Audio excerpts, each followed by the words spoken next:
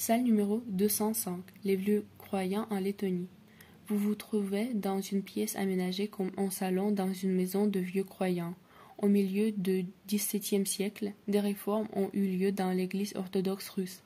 Une partie du clergé n'ont pas soutenu ces réformes, ce qui a conduit à un schisme de l'Église.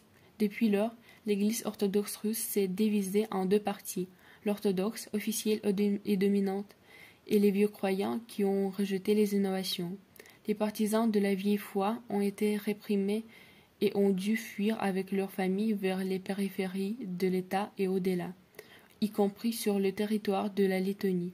Auparavant, les vieux croyants vivaient de manière isolée, protégeant leur foi, leur culture et leurs traditions. On peut dire que les vieux croyants sont les gardiens de l'ancienne culture russe. Numéro 1. Sur la carte de la Lettonie sont indiquées les communautés de vieux croyants. Comme vous pouvez le voir, il y a particulièrement beaucoup de communautés de vieux croyants sur le territoire de Latgale. À Daugavpils, il y en a 6, chacune ayant sa propre église. Voir les photos à droite. Numéro 2. Dans cette partie, vous pouvez voir des chemises traditionnelles de vieux croyants pour les femmes et les hommes, ainsi que les vêtements pour les enfants destinés au sacrement du baptême. En bas se trouve un coffre où autrefois les affaires de toute la famille étaient conservées. Numéro 3.